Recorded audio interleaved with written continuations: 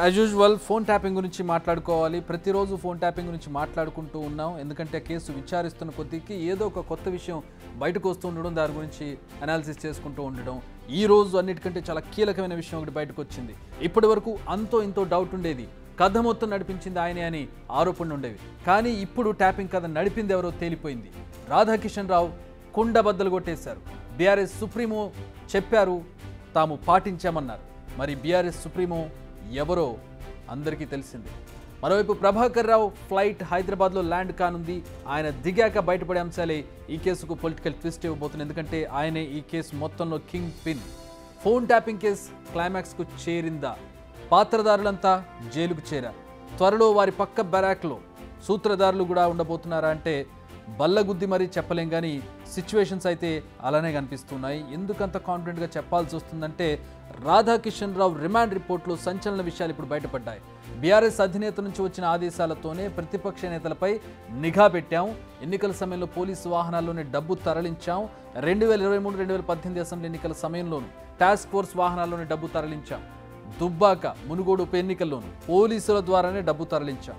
హుజూర్ నగర్, దుబ్బాక, మునుగోడు ఉప ఎన్నికల టైంలో ఇతర పార్టీల నేతలపై దృష్టి పెట్టాం. ప్రణీత్ రావు, భుజంగరావు, వేణుగోపాలరావు ఎప్పుడూ బీఆర్ఎస్ బలోపేతం గురించే చర్చించుకునేవారు. ఇవి మచ్చుకు కొన్ని మాత్రమే ఆ రిమాండ్ రిపోర్ట్లోంచి వచ్చినాయి. రాధాకిషన్ రావు ఇన్నాళ్లు చేసిన ఘోరాలను పూసగుచ్చినట్టు ఆ రిమాండ్ రిపోర్ట్లో చెప్పేశారు. మరి బీఆర్ఎస్ సుప్రీం ఎవరు? రాష్ట్రంలో చిన్న పిల్లాన్ని అడిగినా చెబుతారు, కల్వకుంట్ల చంద్రశేఖర్ రావు. రాధాకిషన్ రావు చెప్పిన విషయాలన్నీ ఇప్పుడు ప్రభాకర్ రావు కన్ఫర్మ్ చేయడం ఒక్కటే బాకీ ఉంది. ఇప్పుడు ప్రభాకర్ రావు కనుక ల్యాండ్ అయ్యి పోలీసుల అదుపులోకి వచ్చి నోరు తెరిస్తే, ఈ కేసులో అప్రూవర్గా మారితే సిచ్యువేషన్ ఎలా ఉంటుందో ఊహించవచ్చు.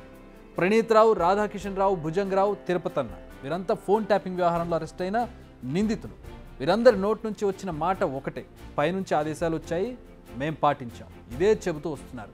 మరి వీళ్ళందరికీ ఆ పైనుంచి వస్తున్న ఆదేశాలు ఇచ్చిన పెద్ద ఎవరు అంటే ప్రభాకర్ రావు. అంటే వీళ్ళందరికీ పైన ఉన్నటువంటిది ప్రభాకర్ రావు. అలాంటి ప్రభాకర్ రావు వచ్చి విచారణకు సహకరిస్తే కథ మొత్తం మారిపోనుంది.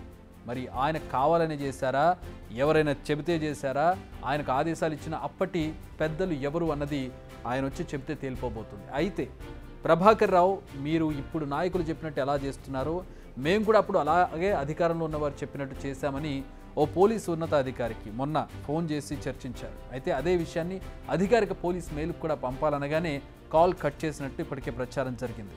అటు ప్రభాకర్ రావు అప్రూవర్గా మారనున్నారని తెలుస్తుంది. ఎందుకంటే ప్రభాకర్ రావుపై లుకౌట్ నోటీస్ జారీ చేశారు. అంటే ఆయన ఎక్కడున్నా సరే, ఏ ఎయిర్పోర్ట్లో ఉన్నా సరే, అవసరమైతే ఇంటర్పోల్ సాయం తీసుకునైనా సరే ఆయన అదుపులోకి తీసుకుంటారు. సో ఆయన చేసేది ఏమీ లేదు, దొరికిపోయానని గమనించి ఆయన సరెండర్ అవడానికి వస్తున్నట్టుగా తెలుస్తుంది.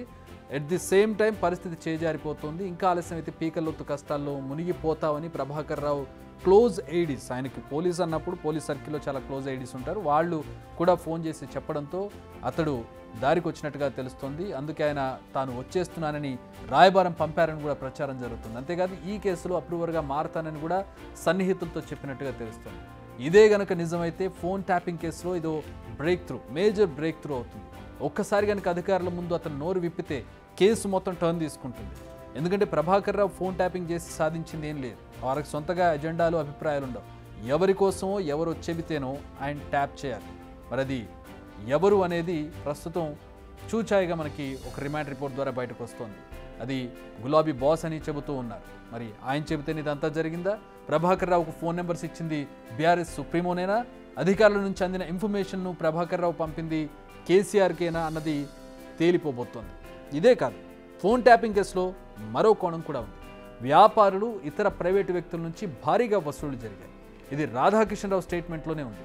పోలీస్ వెహికల్స్లోనే డబ్బులు ట్రావెల్ చేయడం, ఎలక్షన్ కోడ్ ఉన్నప్పుడు పోలీస్ వెహికల్స్లోనే డబ్బులు తరలించారని చెప్పడం, ఇదంతా ఇప్పుడు పోలీసులకు తెలిసిపోయింది. అయితే చివరికి ఆ డబ్బు ఎవరికి చేరింది, దీనిపై కూడా పోలీసులు కాన్సన్ట్రేట్ చేశారు. అంతేకాదు అసలు ఎంత డబ్బు వసూలు చేశారు, ఇలా ఫోన్ ట్యాప్ చేసి ఎంతమంది నుంచి డబ్బు వసూలు చేశారు, ఆ డబ్బు ఎంతమందికి ఎవరెవరికి చేరింది, ఆ చేరిన నేతలు ఎవరు, ఆ డబ్బును ఎంత మేర ఎన్నికల్లో ఉపయోగించారు, ఈ లెక్కలు కూడా బయటకు తీయనున్నారు పోలీసులు. సో ప్రస్తుతం ఉన్న రాధాకిషన్ రావు స్టేట్మెంట్, త్వరలో ప్రభాకర్ రావు ఇచ్చే స్టేట్మెంట్తో రాజకీయ పార్టీ పెద్దలు, ఆ పార్టీ ప్రతినిధులు, మరికొందరు పోలీస్ అధికారులు అడ్డంగా బుక్ అవ్వడం ఖాయంగా కనిపిస్తోంది. ఇప్పటికే ఆ సో కాల్డ్ బీఆర్ఎస్ చీఫ్ దాదాపుగా బుక్ అయినట్టు కనిపిస్తోంది ఈ రిమాండ్ రిపోర్ట్తో. ప్రభాకర్ రావు కూడా ఏదైతే ఈ పోలీస్ అధికారులు కింగ్ పిన్ ఉన్నారో అతను కూడా వచ్చి కన్ఫెస్ చేసి ఆ పేరును కన్ఫర్మ్ చేస్తే గనక బీఆర్ఎస్ పార్టీకి చెందినటువంటి ఒక కీలక నేతను, బీఆర్ఎస్ సుప్రీమోను ఈ కేసులోకి లాగే అవకాశం కనపడుతోంది.